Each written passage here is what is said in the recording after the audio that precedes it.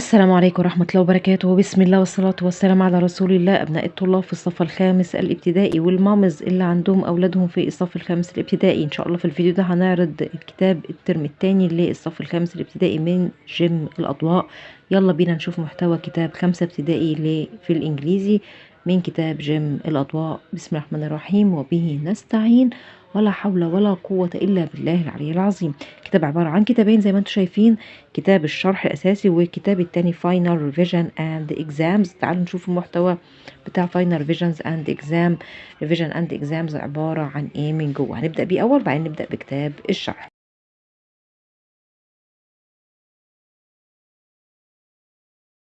الكتاب من جوه عبارة محتوياته عن بارت 1 بارت 2 بارت 3 وبارت 4 بارت 1. فاينل ريفيجن عبارة عن مراجعة على تعالوا نشوف الكتاب محتوياته. أداء الكلمات مجمعالي بتاعة الوحدات كلها، وبعدين البرونسيشن النطق كمان، وبعدين بعد البرونسيشن بتاع كل الوحدات جزئية الجرامر لانجوج فوكس على برضو الوحدات كلها زي ما انتم شايفين كده معانا. كل ده جزئية الجرامر بداية الوحدة. وبعد كده الجزء التاني بيتكلم عن منصلي اكزامز امتحانات او اختبارات. كل دي اختبارات شهرية اهو زي ما انتم شايفين، كل دي اختبارات شهرية.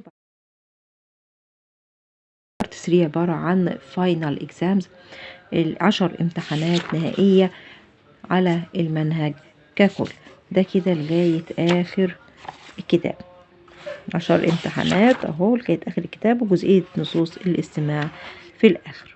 نشوف مع بعض كتاب الشرح الأساسي عبارة عن ايه.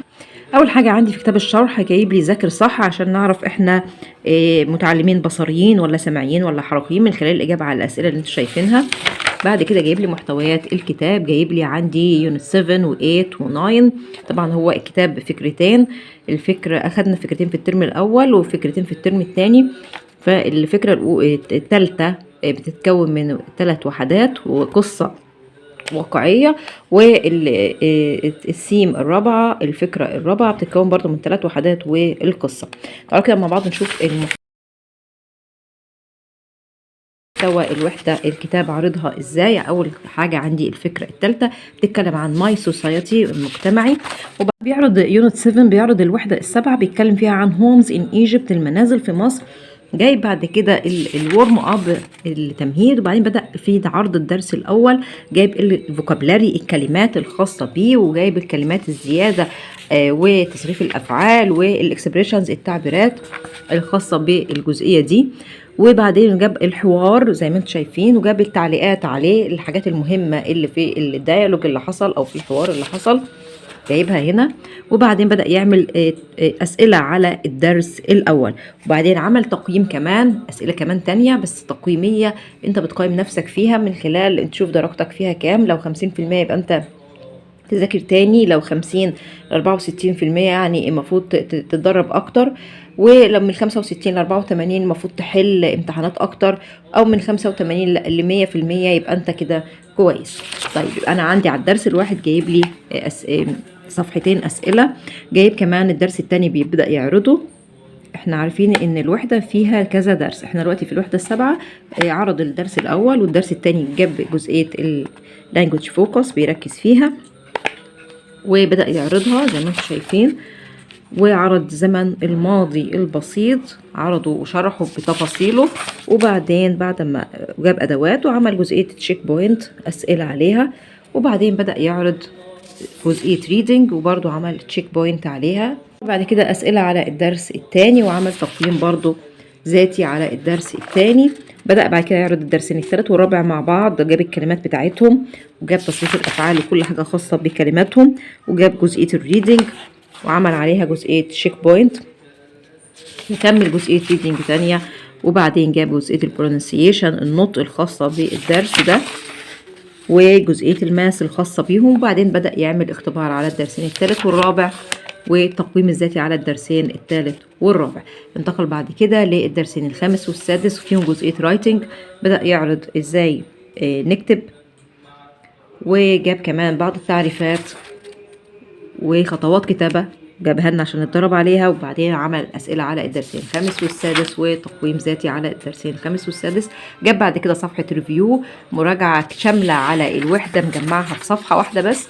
وبعدين جاب جزئية الفوكابلاري عشان تبدأ تشوف مستوى حفظك للكلمات، بأنه جاب لك صفحة عشان تسمع فيها الكلمات المهمة في الوحدة. وجاب بعد كده جزئية رايتنج، باراجرافات هو كاتبها جاهزة على كل حاجة خاصة في الوحدة. وبعدين بدأ يعمل مور جرامر، أسئلة أو تدريبات أكتر على الجرامر اللي موجود في الوحدة. وبعدين جاب بعد كده اختبار الأضواء، خلص الاختبار، بدأ في الوحدة اللي بعدها. تعالوا بقى نشوف عارض القصة ازاي في الكتاب. بعد الثلاث وحدات الأولى عرض نون فاكشن ريدر، وجايب هنا الكلمات الخاصة بالجزئية دي وأعرضها. وبعدين دخل في الفكرة الرابعة، بعد كده being responsible، تكون مسؤولا. بدأ بعد كده يعرض الوحدة اللي فيها، وهكذا زي ما احنا عرضنا لكم الوحدة من شوية. تعالوا بقى نشوف القصة بتبقى في آخر الكتاب. جايب الستوري مكتوب A Fantastic Family Adventure، مغامرة عائلية رائعة. جايب لنا القصة بالصور بتاعتها، وعارض هنا الكلمات المهمة الخاصة بيها. وبعد ما عرض الكلمات بدأ يعرض الشخصيات الكاركترز اللي موجودين في القصة، بدأ يعرض المكان والحبكة والحدوتة، بعرضها لنا ملخص ليها بمقدمتها ووسطها والنهاية. وبدأ يعرضها بقى هنا بشكل أكبر عن طريق هنا جايب المقدمة بتاعتها، الوسط جاب الوسط الحدوتة، وبعدين في الآخر خالص بيعرض الخاتمة بتاعتها. تعالوا نشوف مع بعض أهو the end. وبعدين جاب أسئلة على general practice هنا على القصة، على الستوري، كل دي. وبعدين في الآخر جزئية الاستماع اللي موجودة في الكتاب. بكده نكون عرضنا لكم كتاب الصف الخامس الابتدائي للترم الثاني المنهج الجديد. عرضنا لكم شكل كتاب جيم الأضواء عامل ازاي. دمتم في أمان الله.